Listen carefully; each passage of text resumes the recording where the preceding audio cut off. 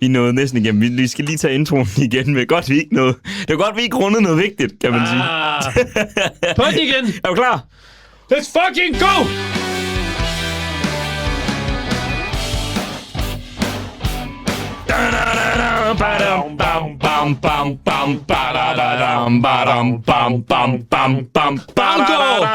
Velkommen tilbage til Ugen for Pensum!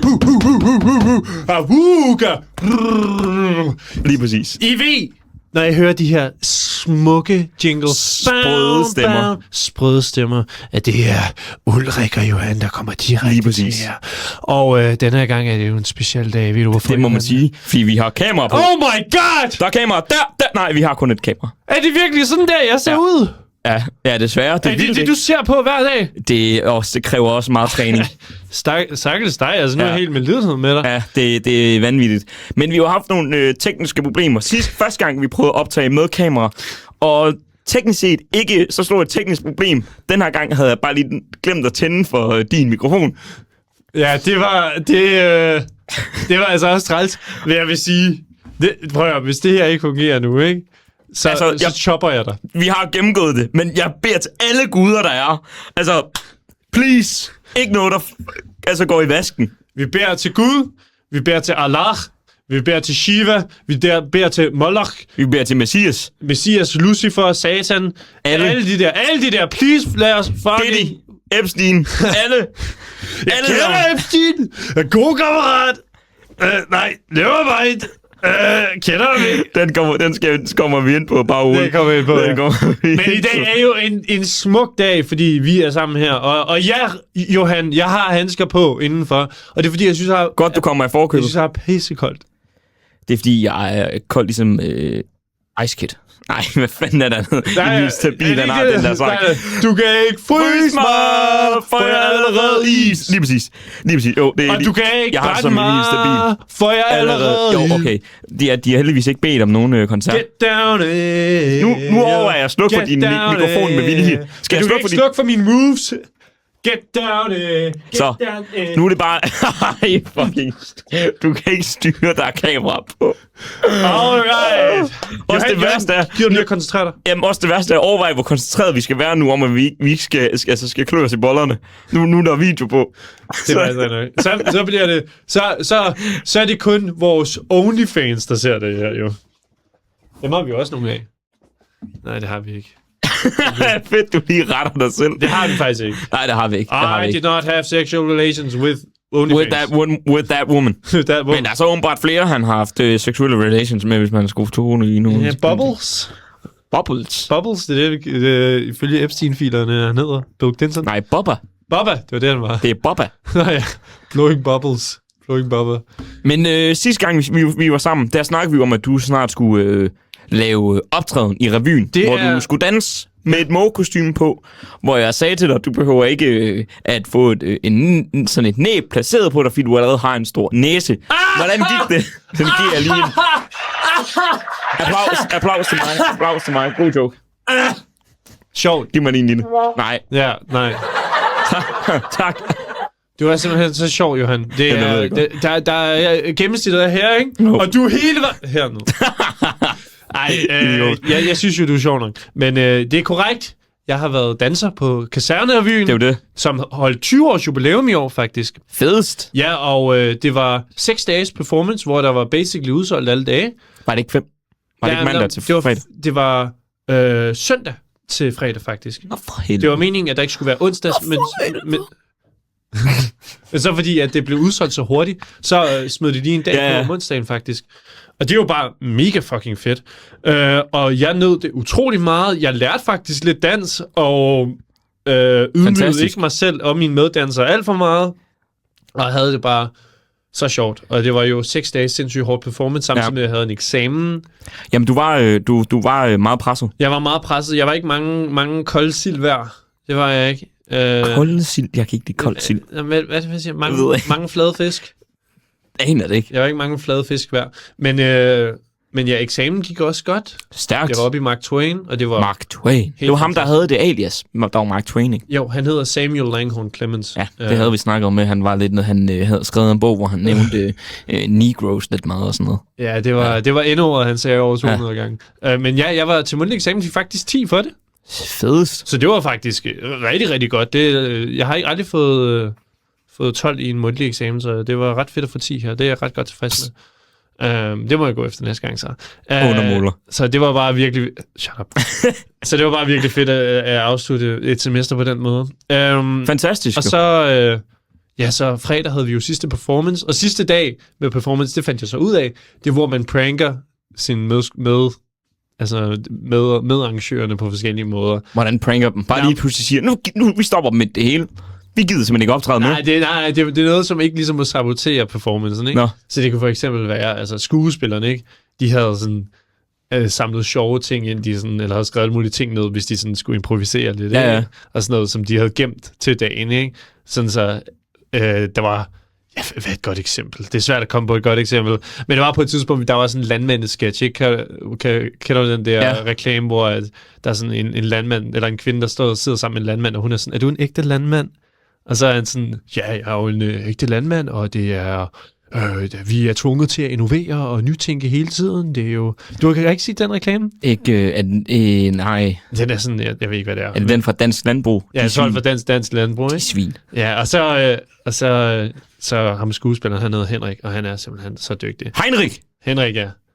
Og han... så var han sådan, for helvede, drik noget komælk, alt det der københavnerpis, sojamælk og havremælk, jeg ved ikke, hvad det er, ikke? Og så går han over til bandet, det han gjorde de sidste 6 dage, ikke? Jo. Og så var han sådan, hvad med dig? Kunne du ikke godt tænke dig at blive landbrugt lidt? Landbrugt, ja, sådan, ikke? Han var sådan lidt vaguely sexual, så det var bare ret sjovt. Og så havde han så været forberedt på det denne gang. Ja. Så ham i bandet, han havde taget en hel karton mælk med, som han så hældte op til skuespilleren, mens han stod on stage, ikke? Og så gav han ham så sådan, drik ud, ikke? Og så drak han lige en karton. Jeg tror, man skulle have været der, kan man. Ja, geography joke. Shut up. Jeg håber, din første fødte falder i en vulkan. Nå, men anyway. Jamen, jeg ville jo egentlig have været der. Yeah. Så om onsdagen kommer jeg rigtig i tanke om, det kan være, at jeg skulle se på, om der er billetter. Det var der så ikke. Nej. Fandt jeg hurtigt ud af. Jeg havde sagt, hvor mange gange havde jeg sagt det til, at du skulle? I hvert fald 5. Ja, så jeg gider ikke høre noget af de beklager. Det er jeg var også sammen med nogle kammerater om fredagen, hvor de også sagde, kæft, hvor du er en dårlig kammerat, du ikke kommer til Ulriks optrædende. Fordi de havde jo spurgt, om jeg ikke skulle skrive til dig og høre, om du ikke ville være med til at hænge ud, men du skulle optræde 5:00. Og så tænkte jeg, der er sikkert en eller anden form for afslutning efterfølgende. Men jeg havde så fornemmet på dig, at du også bare smuttede tidlig i seng og sådan noget, så det havde jeg gjort de sidste dage, faktisk, så snart jeg kom hjem. Men der var fest, afslutningsfest, og det var virkelig hyggeligt. Men mine forældre og min søster og min søsters kæreste kom faktisk om torsdag. Dem alle sammen? Ja, sindssygt. 4 styks. Sad på forreste række, og min mor... Fuck, hvor nervepigerne. Ja, jeg så dem sekundet, jeg kom ind på scenen, så sad jeg på det. Der tror jeg. Ja. Det er det øjeblik, jeg bare ville have faldet forover. Ja, jeg vil godt sige, at der var lidt presset, men det gik virkelig godt, og min far, som er en jyde, er fra Djursland, så du ved, at det betyder meget, når han siger, at det var udmærket. Det må man sige. Ja. Altså, det er stadiet fra, at han siger, det var simpelthen så godt, du får alt, hvad jeg ejer. Præcis. Det er stadiet fra det. Og det er et meget stort spring, vi jyder foretager os. Det er udmærket. Du får alt, hvad jeg ejer, fordi jeg elsker dig så højt. Ja, men altså, jeg har jo gjort afløs 3 gange, så jeg tror ikke, jeg har været inde og ud, også med mine bedsteforældre og sådan noget. Jeg har været inde og ud et par gange. Men jeg tror ikke, jeg skal gøre mig så mange forhåbninger omkring noget bedre end udmærket. Og så sagde min far også, at der var ikke rigtig nogen af sketchene, der faldt flat. De var sjove. Det var altid noget specielt fra en landmand, som han jo er. Ja, præcis, ikke? Han havde det fint. Han er uddannet landmand jo. Og min far han sagde, at det var faktisk virkelig humoristisk og sjovt. Så det var bare virkelig godt. Og stærkt. Jeg havde jo selv skrevet en sketch, som er... Ja, hvad fanden var det nu, den gik ud på? Bente fra kommunen, eller Anders Vinderskjold, der går ned på kommunen for at snakke med Bente fra kommunen, og prøver at rekruttere hende til at lave en TikTok sammen med hende. Eller sammen med ham. Hvorfor? Jamen, fordi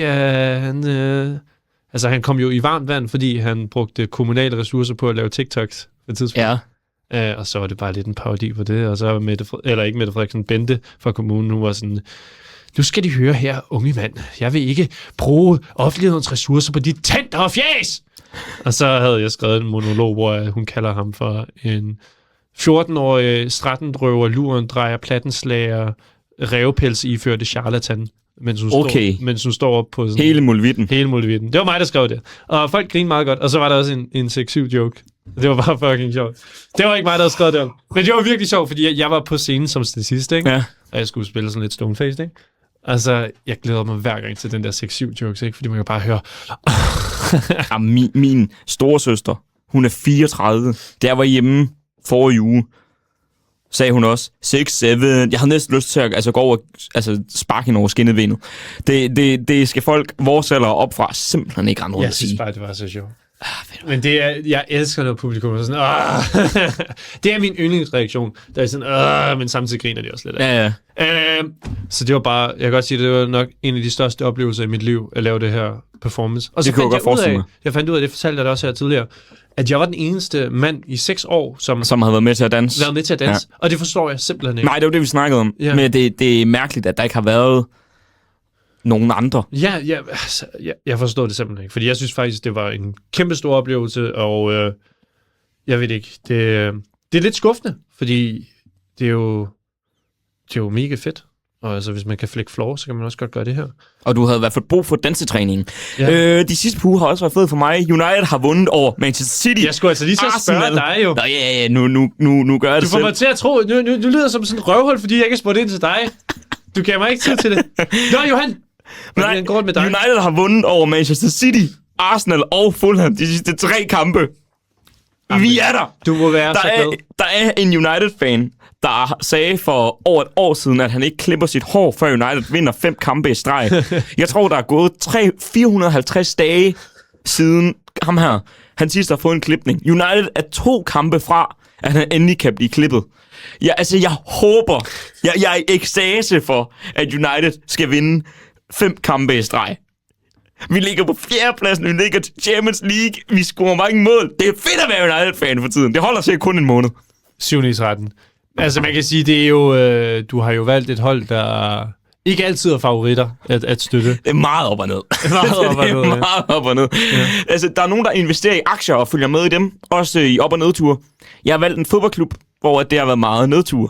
Ja. Men jeg kan jo faktisk godt smide penge i United. De er børsnoteret. Ja, det er altså så dumt at investere i fodboldhold. Det jeg synes, det er kun et eller andet, for så kan jeg sige, at jeg er medejer af United. Så kan jeg sige, at jeg er medejer af United. Smid det i min Tinder-profil, selvom det hjælper. Medejer for... De tænker bare, hvorfor vælger du ikke et bedre fodboldhold? Ja, det er også en mulighed. Det gør de sikkert. Men det er da godt at høre, at du er glad. Hvad med ellers? Jeg kan huske, at vi snakkede sammen i start januar. Der var du faktisk lidt ude at skide. Du havde det ikke godt? Nej, det var bare fordi, jeg havde en utrolig dårlig start på januar. Hvad? Var det ikke sygdom og alt muligt? Jo, jeg startede året ud med at være syg, og så lige pludselig fik jeg at vide, eller så havde jeg besluttet mig for, at jeg skal fandme ikke fortsætte ved mit sommerjob, jeg har haft. Så nu har jeg sat en hel masse ansøgninger ud. Jeg har hørt lidt tilbage, og skal til nogle jobsamtaler. Så tillykke. Igen. Knock on wood. Jeg har draget lidt nytte af vores kære formand Kelvin ude ved Tivoli Friheden, hvor jeg skal til jobsamtale. Super. Så jeg håber lidt på, at der kommer et eller andet, men du er jo nogle lækkerier ud af det. Du er en karismatisk ung mand. Jamen problemet er, at I betaler mig jo ikke i svin. You fuckers. Hvorfor skulle jeg betale dig? Ja, prøv at høre. Aarhus Studenter Radio kunne godt betale mig. Hvorfor? Det kunne de godt. Du er ikke engang chefredaktør. Jeg skulle da have løn først. Skulle jeg ikke have løn? For alt det, jeg gør? Men når jeg bliver chefredaktør, så laver vi lige en lille aftale, og så får du 30%. Jeg ændrer på... Se, nu begynder du at tale mit sprog. Ja, ikke? Faktisk, vores kasserer har jo fødselsdag i dag. Kasserer Rasmus? Hvor gammel bliver 25? Rasmus? 25. Gamle mand? Ja. Så han er smart, han er taget til Frankrig, så kan han ikke få kanel. Præcis, men han er faktisk hjemme lige nu. Men ikke i Aarhus, han er hjemme i Holte. Jamen, det er også fint. Der er I sjællander, der er I fornuftige med, at I ikke giver kanel. Jeg frygter jo den dag, jeg bliver 25. Jeg skal simpelthen gemme mig i en bunker et eller andet sted i Nordjylland. Jeg bliver det jo på lørdag. Der bliver jeg 25. Og nu siger jeg lige til mine, jeg har nogle kammerater, der lytter med. I har alle sammen mødt Ulrik. Nej. Jeg ved, hvor han bor. Nej. Vi tropper op hjemme ved ham, binder ham til lygtepælen i hans underjohns.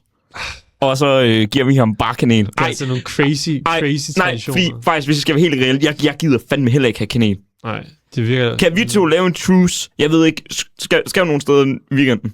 Nej, jeg er hjemme. Skal vi lave en truce om? Vi giver ikke hinanden kanel. Fordi jeg gider heller ikke selv have kanel. Det er i orden. Du føder forhandle med. No cinnamon. No cinnamon. No cinnamon for os. Nej, men jeg frygter at blive 25. Du frygter ikke meget? Men du frygter at blive 25. Ja. Ikke på grund af alderen, ikke på grund af, at du er halvvejs mod 50. Også det. Men mere fordi, at du er bange på... Også fordi, når jeg tænker på, hvor jeg troede, jeg var som 25-årig for 5 år siden. Altså, hvor troede du var? Du arbejdede jo i Billund Legoland på det tidspunkt. Lego House! Lego House. Lego House. Hvad er forskellen? Hvad er forskellen? Jeg troede, Legoland er udendørs og en stor forlystelsespark. Lego House er indendørs og en Lego-oplevelseshus. Nå. Hvor man kan bygge med 25 millioner Lego-klodser. Jeg troede, det var den der butik, hvor man køber Lego. Der er også en Lego-butik inde i Lego House. Nå, okay. Men det er der også i Legoland. Men det skal vi... Men nej, jeg troede, jeg er slet ikke der, hvor jeg er. Jeg troede, jeg ville være, da jeg var 25. Så det kommer jeg til at være deprimeret over. Og så har jeg nogle stjernepsykopater af svoger og kammerater. Hvor jeg ved simpelthen ikke, hvor jeg skal gemme mig. Fordi jeg kan ikke blive her i Aarhus, så finder de mig. Jeg bor med min ene kammerat, de finder mig. Jeg kan ikke tage hjem, så finder min svoger mig. Jeg ved ikke, hvad jeg skal gøre. Du kan gemme dig hos mig. Kan jeg godt da? Ja, det kan godt være, vi lige skal finde det. Det er drengene, de hører jo det her. Vi gemmer dig. Forhåbentlig ikke. Jeg gemmer dig i min skraldespand. Du kan lige være der. Du kan lige være der. Fuck af helvede. Vi skal jo i gang igen.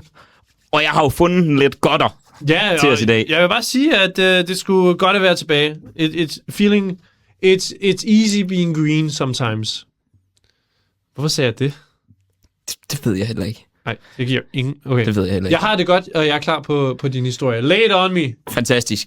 Og nu skal vi snakke om, hvor uheldig man engang imellem kan være. Du får lige overskriften. En 24-årig franskmand dukker op på hospitalet med en granat fra 1. verdenskrig fastklemt i endetarmen. Lægerne måtte operere patienten med hjælp fra bomberyddereksperter. Han kan stadig blive sigtet for besiddelse af ammunition. Det er også irriterende. Det er fandme træt. Af alle de ting, han kunne vælge at tage op i endetarmen, hvorfor tager han det som noget, han kan blive dømt for? Franskmændene, du ved. Jeg elsker franskmændene. De er jo meget frigjorte i form af seksualitet og alt det der. Måske lidt for frigjorte. Er franskmændene frigjort? Er de ikke meget konservative? Franskmændene, de er da meget konservative. De har da stadigvæk lidt et... Det var da dem, der revolutionerede det hele. Altså, det er bare det hele? Det hele. Altså, det hele, okay. Ved du, hvad det er at give en fransk? Eller at få en fransk? Nej. Det ved du ikke? Nej. Nå, nu skal jeg vide. Tidligere om morgenen den 1. januar, der er en vild 1. januar, og nytårsaften, måtte Ranguel Hospital i Toulouse mobilisere personale fra forskellige medicinske og militære discipliner for at løse en usædvanlig medicinsk situation. Og jeg vil lige sige, at jeg har oversat den her nyhed fra engelsk til dansk, så hvis der er nogle mærkelige oversættelser, så er det simpelthen Google Chromes skyld. Det vil jeg godt lige understrege. Det er ikke din skyld. Nej, det er ikke min skyld. En 24-årig mand meldte sig på skadestuen med klager over stærke smerter i endetarmen. Da han blev spurgt om årsagen til ubehagen, indrømmede han havde indsat en genstand, uden at specificere, hvad det var. Smerten var for intens til at ignorere, men han undlod nogle afgørende detaljer. Det medicinske personale fortsatte med operationen, som det er standardprocedur i lignende tilfælde. Problemet opstod, da de begyndte at fjerne den uidentificerede genstand. De opdagede, at det var et relativt lille granat fra 1. verdenskrig. Der målte omkring 20 cm lang og lidt over 3 cm i diameter. Det er alligevel ret langt. 20 cm, det er jo sådan... Ej, det er sgu ikke sådan der. Det er alligevel ret langt. Nej, 20 cm, det er det her. Det er det, jeg siger. Jeg er 20 cm.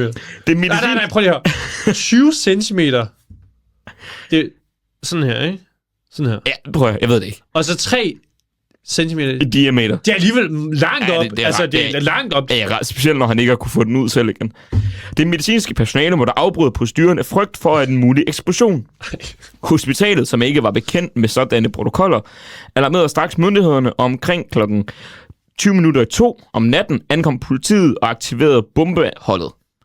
fuck, hvor er det også altså ubekvemt. Og jeg håber fandme, at han var bevidstløs, og havde masser af smertestillende i sig. Overvej at ligge der, man strutter med røven, og så kommer der kraftet med en bomberydder ind i operationsrummet.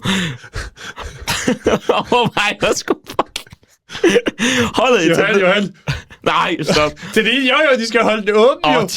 Og så det en lang knivtang, jo skal ind og få fat i den, ikke? Og sådan noget, ikke?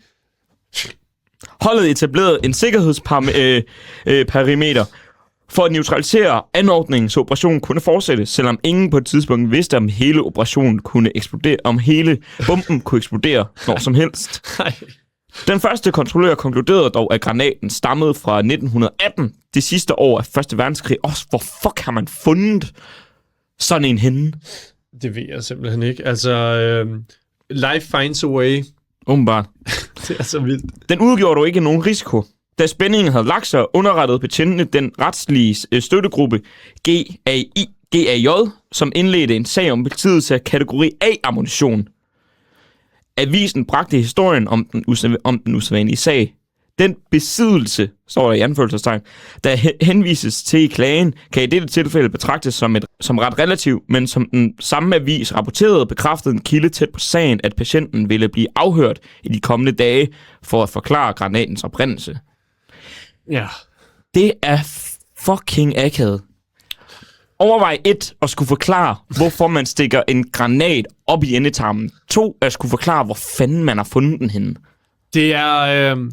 3 forklare, hvad fanden man har lavet nytårsaften. Jo, det er bare en god nytårsaften, jo. Altså, det er tingene, det er der, hvor tingene sker, jo. Ja. Altså, jo. Prøv at høre. Nytårsaften, det er 90 års fødselsdag. Det er kongens nytårstale. Det er korsangerne. Det er kransekage, og så er det en granat i endetarmen. Det er sådan, man fejrer det. I den rækkefølge. Man slutter af med granat i endetarmen. Ja, jamen, det gør man da. Altså, det er jo efter kransekagen, jo. I stedet, altså, det skal jo slutte af med et brag. Ja, den synes jeg altså. Kæft, Evelyn. Du skal du gør det ikke godt for dig selv, når du siger det. Nej, altså, jeg skal have navne på, hvad de forskellige knapper gør. Men ved du hvad, det er en stram historie. Det er en historie, der gør lidt ondt. Måske endda lidt eksplosiv. Men også, der var noget nydelse i den historie, det vil jeg sige. Jeg er nødt at høre den. Ja, ikke? Men måske ikke lige så meget som ham, da han satte den ind. Men det er bare også at troppe op. Altså, jeg forstår godt, det akavet ved ikke at sige, hvad fanden det er, man har proppet op i endetarmen. Ja, men det er altså også men farligt, når det er en bombe, ja. Hvorfor så ikke lige sige, hey guys, det lyder vildt, men det er simpelthen en bombe, jeg har i endetarmen. Det er ikke en dildo. Men det er også en svær samtale at skulle have. Altså, der er mange, der siger samtalen med at indrømme over for sine forældre, at man for eksempel er homoseksuel, er svær. Over hvad jeg skulle sige til en fagperson, jeg er simpelthen en bombe op i endetarmen. Det er... Hey, ved du hvad? Jeg tror også, det bliver en akavet samtale, han skal have med sine forældre på det tidspunkt. Ja. Nå, Jean-Philippe. Hvorfor er du på hospitalet? Ja. Nu skal I høre. Det er jo... Jeg er straight as they come. Jeg kan bare godt lide at få ting op i bagdelen. Men det er ikke, fordi jeg er homoseksuel. Jeg er bare en kæmpe stor Første Verdenskrig-fan. Og kan godt lide klenodier fra Første Verdenskrig. Så.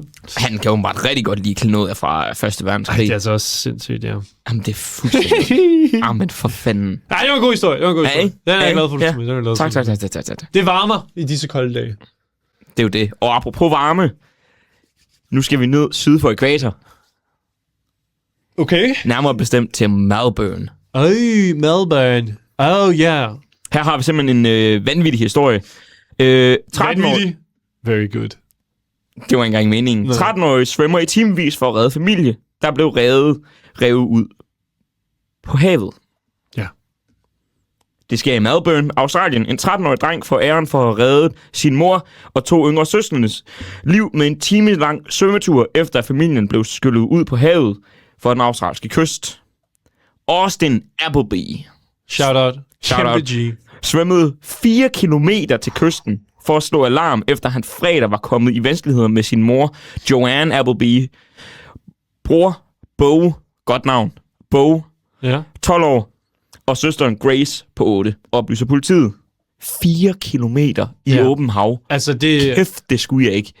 Altså, nu kommer jeg jo fra en svømmebaggrund, så jeg kan give lidt kontekst her. For en gang skyld kan man bruge det til noget som helst. Altså 4 kilometers åben vandsvømning, ikke? Ja. Der skal du være elitesvømmer for ligesom at kunne svømme det, og ikke blive, ligesom at kunne holde dig oven vandet. Jamen også tænker også sådan noget med, ikke strøm og bølger og alt muligt andet. Der er jo, fuck en tur. Altså hvis man er uheldig, så er man jo fucked, fordi så kommer du aldrig, hvis der er ligesom en strøm. Altså så er det ligegyldigt, hvor god en svømmer du er. Du kan jo ikke svømme hurtigere end den strøm. Nej, det er det. Men hold op, hvor er det sejt. Det er så imponerende. Ja. At svømme 4 kilometer som 13-årig knægt. Altså, jeg går ud fra, at han godt kan finde ud af at svømme. Det må han vel gøre. Det kan være, det kommer sent længere nu. Jeg ved ikke, om der står noget med hans baggrund. Austin sagde, at han oprindeligt tog afsted for at hente hjælp i en oppuslig kajak, der var ved at tage vand ind. Han efterlod kajakken og tog derefter sin redningsvest af, fordi den forhindrede hans svømning. Så det lyder lidt som om, at han ved lidt, hvad det er, han mener. Fordi jeg vil ikke umiddelbart tænke, at det er altså instinktivt, at jeg vil tage en redningsvest af. Men det er også... Vil det ikke være nemmere at lægge sådan på ryggen, og så... Ej, det vil nok tage pisse lang tid. Det vil nok tage rigtig lang tid. Jeg ved ikke, var de ved at synke, eller hvordan var det der? Det kommer nu her. Ja. Han sagde, at han forsøgte at fokusere på positive tanker, mens han svømmede i omkring 4 timer. Ja, okay, så han gennem var en særlig god svømmer. Oprørt hav mod land, og han slog alarm kl. 18. Bølgerne var enorme, og jeg har ingen redningsvest på. Jeg blev bare ved med at tænke, bliv ved med at svømme. Bare bliv ved med at svømme, sagde Austin tirsdag. Og så endelig nåede jeg kysten, og jeg ramte bunden af stranden, og jeg kollapsede bare. Ja. Familien fra delstaten Perth var på ferie og brugte kajakker og paddleboards, som de havde lejet på deres hotel omkring middagstid, da oprørt hav og vind begyndte at trække dem ud på havet. En eftersøgningshelikopter fandt moren og de 2 børn iført redningsveste og klamrede sig til deres paddleboard. Det var alligevel meget heldigt, de havde et paddleboard. De var drevet 14 kilometer fra noget, jeg engang ville prøve på at udtale. Kundalup i staten Western Australia, efter at have tilbragt op til 10 timer i vandet. Det er ikke rart. Ej, for fanden. Hold da op, hvor den knægt sej. Ja. Fordi det tyder på, at han måske ikke er den hurtigste svømmer, men det at svømme i 4 timer ind til land, og bare droppe redningsvesten, og bare for at holde sig oven vand i 4 timer, det er altså ret hårdt. Jamen, og specielt, jeg forstår ikke det der med at droppe redningsvesten. Det vil jeg tænke vil ret, ikke give nogen mening. Altså, man kan da i hvert fald, kan man ikke sådan lidt bruge den til at holde sig oven vande i en redningsvest? Der er i hvert fald, jeg tror heller ikke, jeg vil droppe den. Altså, jeg kommer an på, hvor jeg var, men... Ja. Men jeg vil nok, jeg ved ikke. Jeg havde ikke lyst... Altså, godt gået. Hvor er han bare sej. Ja, det er godt gået. Ja, og hold da op. Han er en helt. Det er han. Det må man sige. Mr. Appleby. Godt gået, Austin Appleby. Austin Appleby, ja. Det var en god historie. Det kan jeg godt lide. Ja. Tak. Lidt positivitet har vi jo brug for. Ja, helt klart. Og det er jo også, vi snakkede jo sidste år, eller ikke sidste år, det har vi også gjort, men vi snakkede sidste gang omkring positivitet og satire og sådan noget. Og det er bare mega nice, at vi lige kalder det positivitet. Ja, og hvis der er nogen, der mangler nogle positive nyheder lidt en gang, så er der et medie, der hedder Verdens Bedste Nyheder. Den ved jeg også, du har brugt. Ja, Verdens Bedste Nyheder, shout-out. De kommer med nogle positive nyheder. Det er ikke altid, at der er ikke så mange hurtige nyheder, ligesom der er på Ekstrabladet og sådan noget. Ja. Så det er måske nogle lidt ældre nyheder en gang imellem, men det er nogle positive nyheder i et lidt kaotisk medielandskab. Man i hvert fald kan gå ind og tjekke ud, hvis man har lyst til det. Må jeg gerne spørge dig om noget? Selvfølgelig. Nu hvor vi snakker omkring det her med medielandskab og sådan noget. Når du en dag bliver journalist og færdiguddannet på VIA her, og du går ud og finder et eller andet mega fedt job. Hvad er dine tanker omkring det her balancering mellem... Det er jo primært negative nyheder, der sælger. Altså, det er for at skabe frustration og... prøv at læse det her. Hvad synes du? Og sådan noget. Hvad synes du? Problemet er, der er jo en vis aspekt af det, hvor jeg mangler en god nok indsigt til at vide, hvordan sådan realiteten er. Men jeg vil, umiddelbart synes jeg, sådan som når jeg kigger på det, at det er et problem, at så mange medier er afhængige af kliks, og folk, der klikker på linksene på Facebook og sådan noget. Fordi det leder til de her clickbait-artikler, og det er sensationer, der sælger, så det er mange medierne. Det de fremhæver til deres redaktionsmøder, det er, at vi skal have en fed historie, noget sensation, noget drama, et eller andet.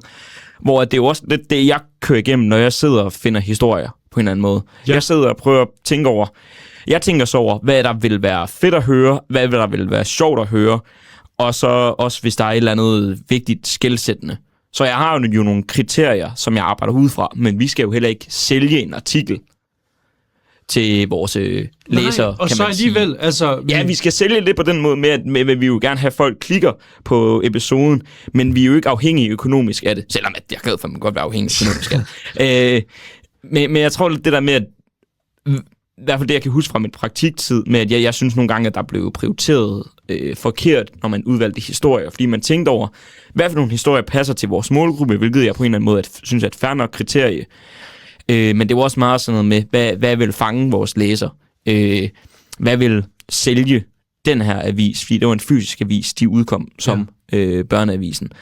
Og sådan er det på mange redaktioner, at man skal finde nogle artikler, noget der sælger. Man skal finde en vinkel, der sælger, for at få kliks og likes og delinger og alt sådan noget.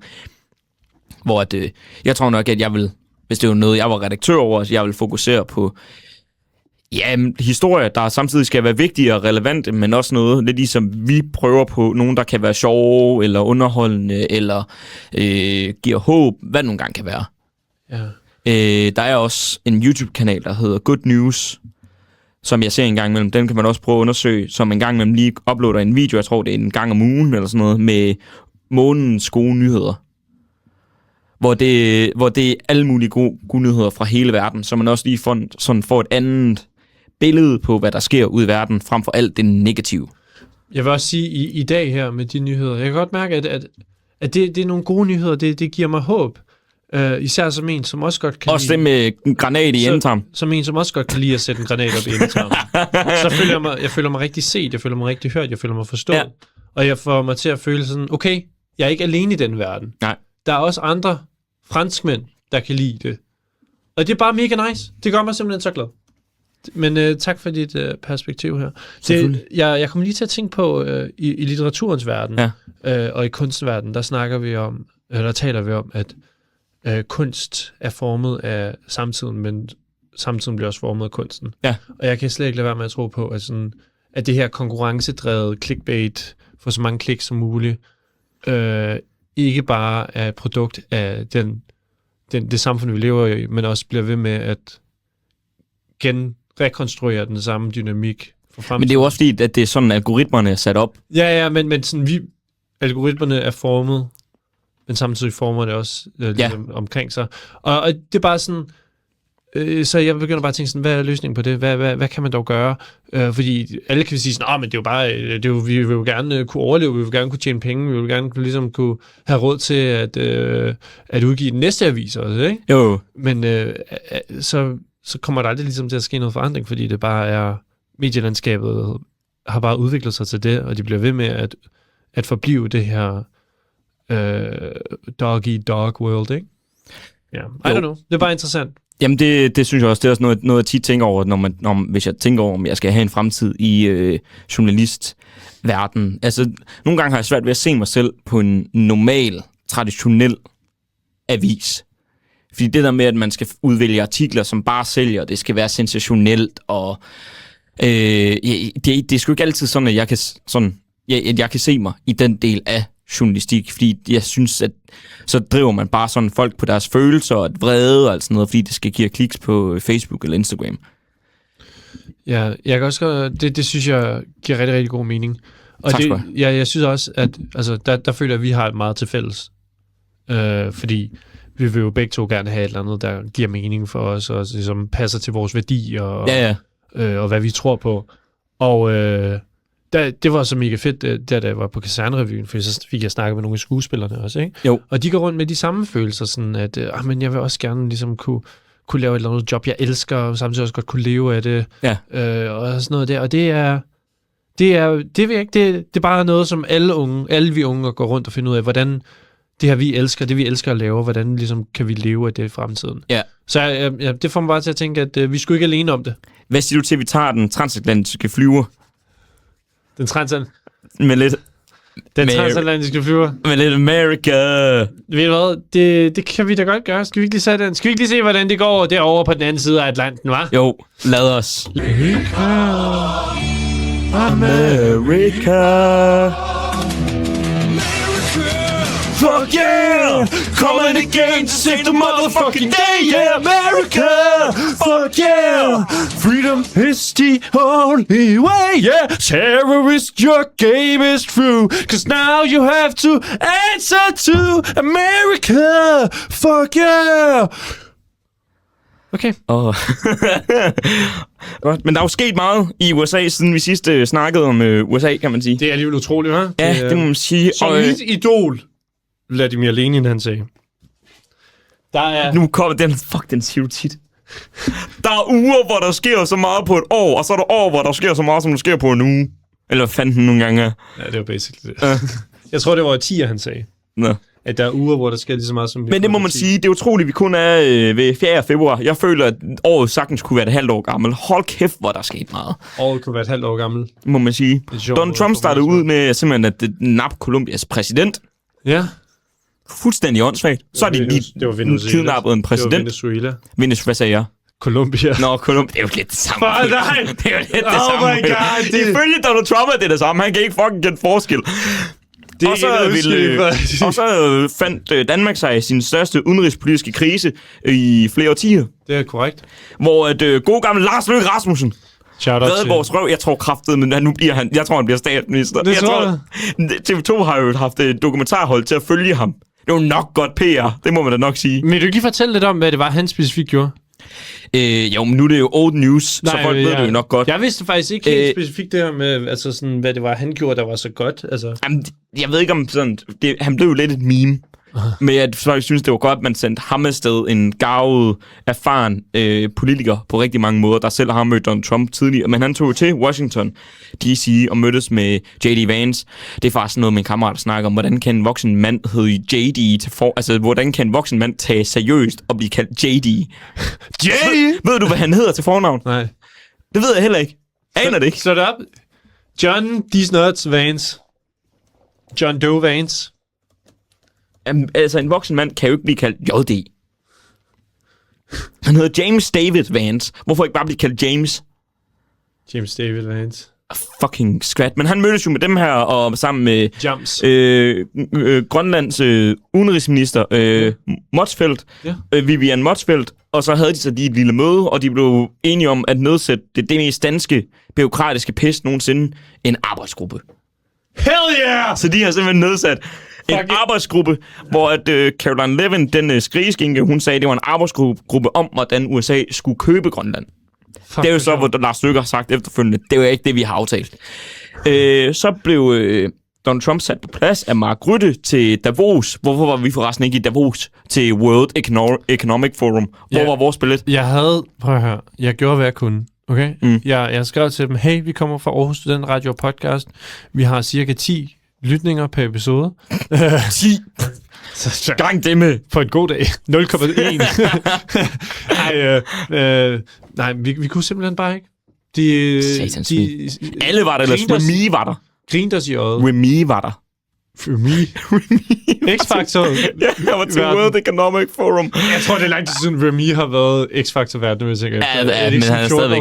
Men der blev Donald Trump sat på plads, åbenbart af Mark Rutte. Han blev kendt Trump-viskeren. Om at nu finder de ud af en anden aftale omkring Grønland, og det bliver vist nok et eller andet med, at der kommer nogle suveræne områder i Grønland, som er amerikanske, men på papiret ligner det åbenbart ret meget den samme aftale, som de hele tiden har haft. Så i hvert fald indtil videre. Så det er sådan en eller anden fuldkommen ligegyldig... Ja, og så, som også bringer os videre til vores næste historie, har der jo været kaos i Minnesota. Nærmere bestemt Twin Cities, som er... Hvad fanden er nu, de hedder? Twin Cities, de hedder... Staten hedder Minnesota. Minnesota. Twin Cities hedder... Jamen, jeg ved ikke, hvad Twin Cities er. Hovedstaden i Minnesota. Minneapolis? Minneapolis. Mange tak. Har der jo været de her kæmpe ice-razziaer, hvor der så også har været rigtig store protester. Og det ledte jo så til, at der er 2 amerikanske statsborgere, der er blevet skudt. Begge 2 var ubemandet. Den ene var bemandet, men han havde lovlig ret til hans våben. Og så fucking NRA af alle sagde, at nu er det ved at være for grovt, hvis man lige pludselig ikke må begynde at have håndvåben med til protester. Altså, nu er helvede simpelthen ved at koge over. NRA er lige nu i strid altså går imod, hvad Trump-administrationen siger. Ja, jeg læste det godt. Som en fra Trump-administrationen sagde, hvorfor skulle man tage en pistol med til en protest? Kan du huske dengang ham der stjernepsykopaten, der gik op med et semi-automatisk riffel, da der var under Kyle Rittenhouse, da der var Black Lives Matter-protester. Det kan jeg godt huske. Og der var republikanerne sådan et, selvfølgelig må han det, og hvad fanden brokker jeg for? Han blev okay, jeg kan det. Men det har sådan lidt til, at folk tror, at Donald Trump har en agenda med det her kaos, han skaber i nogle demokratiske byer. Ja. Trump mistænkes for at have en større plan med kaos i store byer. Donald Trump ved, at hans parti risikerer et nederlag ved midtvejsvalget. Kritikere advarer om, han er i gang med at gøre noget ved det. Jeg læste faktisk lige, at i Minnesota, der havde de lige haft et eller andet senat, måske et repræsentanternes husvalg, eller de havde lige haft et eller andet, eller var det statssenater, tror jeg det var. Ja. Og der demokraten, han fik 90% af vælgerne. Eller var det ikke i Texas? Nej, det var i Minnesota. Der er også en demokrat i Texas, der har vundet et distrikt. Ja. Og det er Texas. Det er jo et blodrødt distrikt. Ja. Og det vandt han simpelthen. Ja. Og det er det, jeg siger, der kommer en blue wave. Ikke fordi demokraterne er særlig sympatiske, synes jeg. Nej, i hvert fald ikke sådan altid. Minnesota er blevet epicentret for modstanden mod Donald Trumps politik. I storbyen Minneapolis, der var den, det kunne jeg egentlig bare have læst, at demonstranter og civile stødt sammen med de tusindvis af føderale agenter og grænsebetjente, der er blevet sat ind, og 2 personer er blevet dræbt. Ja. Tidligere har Trump brugt brug af immigrationsmyndigheden ICE og indsættelse af Nationalgarden udløste lignende kaos i andre store byer tværs over landet. Sjovt nok alle sammen demokratiske byer. Det var nok et sammentræf. Flere af præsidentens kritikere frygter nu, at urolighederne blot er en del af en større plan fra Trumps side og det langsigtede mål af midtvejsvalget i november. Ja. Hvordan var det? Trump, eller var det... Hvad er det for en... Er det Kristi Noem, hun hedder? Der er chef for... Nej, hvad er det hende der pressechefen hedder? Det er Caroline Leavitt. Var det Caroline Leavitt, der sagde eller et eller andet, at hvis aftalen er, at hvis ICE skal gå ud, så skal de give en masse valgdokumenter? Nej, det var Pam Bondi. Det var Pam Bondi. Det er seriøst. Trækløveren er inkompetent. Ikke? Fucking vanvittigt. Det er den inkompetente trækløver. Ja. Pam Bondi, Caroline Leavitt og Kristi Noem. Ja, og det var simpelthen Pam Bondi, der er General Secretary... Attorney General. Attorney General. Det er det, hun hedder, ja. Som havde sendt brev til Minnesotas guvernør, Tim Walz. Ja, Charlotte Tam. Ja, han er... jeg kan faktisk meget godt lide Tim Walz. Han er egentlig meget, han er egentlig meget sådan likeable. Ja. Om at, vi skal nok trække alle de føderale ICE-agenter ud, hvis bare I overdrager alle jeres vælgeoplysninger til os. Ja. Altså, de prøver engang på at dække det. Nej, det er... Og det er måske det der pointen, at de har vundet så meget, at de ikke engang behøver at kæmpe det længere. Mm. Men nu må vi se. Altså, du tror jo på den blue wave. Ja. Men her kommer... Jeg håber, der kommer et midtvejsvalg. Ja, lad os se. Det snakker de om her i artiklen. Ja. Demokratiske senator Chris Murphy siger til CNN, at Trump-administrationen kan være interesseret i at skabe kaos, særligt i byer og svingstater og delstater med mange demokratiske vælgere, for at kunne tage kontrol over valget. Så kan han sige... Byen er ude af kontrol, delstaten er ude af kontrol. Man kan ikke stole på delstatsregeringen, og derfor er vi nødt til at stå for valget i november, forklarer Murphy. Det Hvide Hus har tidligere benægtet, at Donald Trump vil blande sig i afviklingen af midtvejsvalget, og afskrevet bekymringen som en grundløs konspirationsteori fra demokrater, der forsøger at score politiske point ved at sprede frygt. Det er sjovt nok, at de anklager folk for at sprede frygt. Ja. Jeg tror fra nu af, ikke, så skal vi gå ud fra, at det er ren hykleri over det hele, og hvis man pinpointer hver gang, der er hykleri, så bliver man sindssyg. Ja. Det tror jeg, du er ret i. Også fordi, at Caroline Leavitt blev spurgt om, hvorfor Donald Trump havde joket med, at der slet ikke skulle være noget midtvejsvalg. Ja. Så havde hun sagt til reporteren sådan meget spydigt, det var en joke. Kan du ikke forstå? Selvfølgelig var det da en joke. Ja, selvfølgelig. Og så næste spørgsmål, follow-up-spørgsmålet fra journalisten er, burde en præsident virkelig joke omkring det? Og så siger hun sådan lidt, var du i rummet, da det blev sagt? For det var jeg. Jeg ved, det var en joke. Og så er han sådan, all right. Roligt. Hold da op, ja. Ja, men det er simpelthen fordi, at målinger viser, at opbakningen til Trump og republikanerne er faldende, og at demokraterne har gode muligheder for at genvinde kontrollen over det ene af kongressens kamre, repræsentanternes hus. Ja. Kun den ene af dem, ikke senatet. Jeg ved ikke helt, hvorfor. Det må jo noget at gøre med, hvor mange senatorer, der er op til genvalg. Ja, måske. Fordi det gør de jo lidt på skift. Ja. Og det her, det vil gøre det langt sværere for Donald Trump at gennemføre sin politik, og samtidig øge risikoen for politiske undersøgelser og en ny rigsretssag mod præsidenten. Vi er nødt til at vinde midtvejsvalget, for hvis vi ikke gør det, så vil de finde en grund til at indlede en rigsretssag mod mig. Så bliver jeg stillet for en rigsret, sagde Trump tidligere i januar til sine partifæller. Og det er jo simpelthen bare det, han er bange for. Ja. Men nej, og det er jo det, jeg har sagt her, at forhåbentlig kommer der en blue wave. Men ja, de to, der døde, uskyldige mennesker, Renee Good og Alex Pretty, hvil i fred til dem. Den ene var en helt almindelig arbejdsom kvinde, den anden, det var en sygeplejerske på et, der hjalp veteraner, amerikanske veteraner. Ja. Og de blev så, nogen vil jo sige skudt, andre vil sige henrettet. Jeg vil sige henrettet. Og det er grotesk. Og amerikanerne, jeg må sige, at Minnesota viser, at der er mange, der er villige til at kæmpe for den frihed, de har kæmpet for 250 år siden. De er villige for at kæmpe for den igen. Og det synes jeg fandme er sejt. Så jeg tror sgu på amerikanerne. Har du fået lidt mere... Du var jo meget... Du havde i hvert fald ikke en stor tiltro til, at det kunne ske.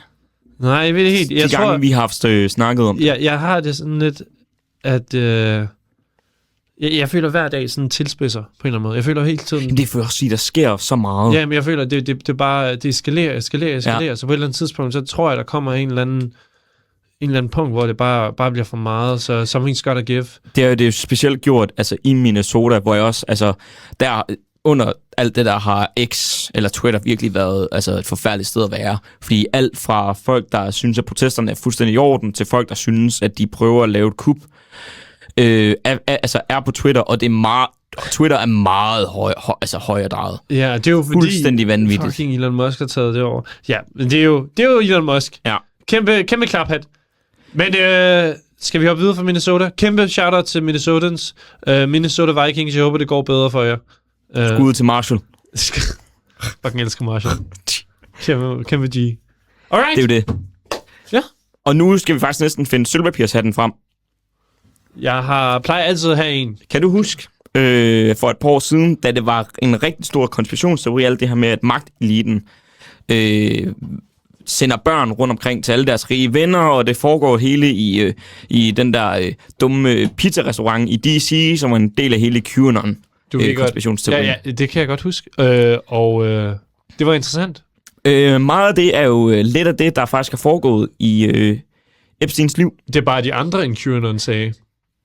Ja. Det er de fuldkommen modsatte af. Nej, der er jo lidt... Der er lidt Clinton. Der er Clinton. Og Bill Gates. Ja, det er rigtigt. Og kronprins Frederik, han nævnte 2 gange, men han nævnte i bisætninger.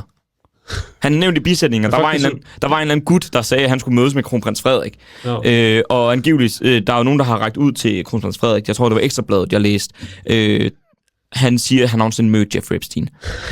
Men Norge er jo en rigtig lorteposition, fordi deres kronprinsesse har haft adskillige udvekslinger med Jeffrey Epstein. Også nogle mails, der er rigtig flirtende.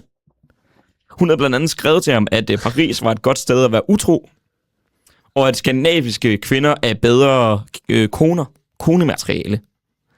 Ja, det er også hende, der har ham den forfærdelige søn, som er anklaget for 38 forskellige slags forbrydelser. Også mod kvinder. Det kan være, der er lidt overlap. Hvad fanden er det, du har gang i? Jeg kan bare ikke holde det ud.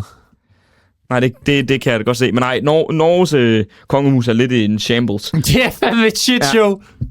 Ja. Men det var simpelthen, at der er blevet offentliggjort en hel bunke af nye filer. Omkring 3 millioner styks. Justitsministeriet offentliggjorde sidste fredag den hidtil største samling af Jeffrey Epstein-filer. En kæmpe portion indeholder yderligere 3 millioner sider med dokumenter og tusindvis af videoer og billeder. Dokumenterne kaster lys over den finansmand forhold til adskillige fremtrædende personer, herunder Elon Musk, Bill Gates, handelsministeren Howard Lutnick. Han har også sagt i et interview med... Lutnick, han er også den største joke på jorden. Ja, at han har sagt i et interview med, at han har mødt Jeffrey Epstein 1 gang, og der synes han var et creep, og så har han ikke snakket med ham siden. Han har så udvekslet adskillige mails. Men det her skal man så sige, det er også noget, det i hvert fald New York Times har sagt, med at bare fordi man er i de her mails, betyder det ikke, at man har begået noget kriminelt. Der er også nogle, nogle mistanker og nogle anmeldelser fra anonyme kilder, som også er blevet offentliggjort den her badge omkring i Donald Trump, hvor det blandt andet sådan noget med, at han skulle have tvunget den 13-årige til oral sex, og der skulle være lige på hans golfresort i Kalifornien. Sådan nogle ting. Jeg skal nok linke til noget af det, hvis du har lyst til at se det selv, men jeg må specificere, at det her, det er unverified påstanden. Siger FBI i hvert fald. Der er noget med, at FBI PT er utrolig partiske. Det er Donald Trumps FBI. Men det er også derfor, at New York Times har valgt ikke at bringe de her anklager, fordi det er jo ikke bakket op af nogle beviser, man kender til. Så det er jo sådan også lidt en redaktionel beslutning, man har valgt at tage, hvor jeg ved faktisk ikke, hvad jeg hælder til. Altså, man kan selv gå ind og læse anklagerne, hvis man har lyst. Jeg har et link, jeg kan dele med episoden. Men det er nogle voldsomme anklager. Det er jo interessant, ikke? Fordi her kommer den der objektivitet, og alting skal være fuldkommen velbegrundet anklager, for at man ligesom bringer dem i nyheder, ikke? Jo. Er der nogen, er der på et tidspunkt, hvor det bliver så grotesk, at man er sådan, prøv, vi bliver simpelthen nødt til, det er simpelthen for fucked up der. Vi bliver nødt til at publish det. Det er vigtigt at sige, det er ikke verified, men nu publisher vi det alligevel, fordi det her, det bliver simpelthen nødt til at komme ud af, hvad der er sket her. Og det er ikke 100% verified, men der er ligesom noget reasonable. Altså, det synes jeg helt klart også, når det er præsidenten, og det er jo public service jo. Altså, man skal jo vide. Altså, jeg ville da gerne vide, om hvis Mette Frederiksen var anklaget for det her, selvom det ikke er 110% dømt endnu for det. Altså, man kan sige, altså, i det retssystemet, i det amerikanske retssystem, så har man det der beyond a reasonable doubt. Ja. Det er det, man bliver dømt for. Du kan blive straffet for det. Men du kan jo sagtens blive... Altså, jeg synes, det er en god ting, at folk jo ligesom kan ligesom beslutte, at nej, prøv at høre, det er simpelthen... Det kan godt være, at de ikke bliver dømt for det, men det er simpelthen for grotesk, det der er sket. De slap fra at blive dømt af en jury, men jeg vælger stadigvæk ikke at støtte dem. Jamen, altså, jeg synes lidt, filerne er jo offentligt tilgængelige. Ja. Så alle i befolkningen, selvom det er lidt kringlet at finde derinde, jeg vil, hvis ikke jeg kan finde linket, så vil jeg sige, at man skal prøve at søge på Epstein Files database, og så finde nogle tredjeparts databaser, fordi den fra DOJ, den er virkelig ikke ret god. Altså, jeg tror, det er ment til at være forvirrende. Men altså, jeg ved det ikke, fordi jeg synes ikke, at man skal ikke nødvendigvis offentliggøre påstanden, hvis ikke der er nogen beviser for noget som helst. Men jeg synes lidt i form af, at det er præsidenten.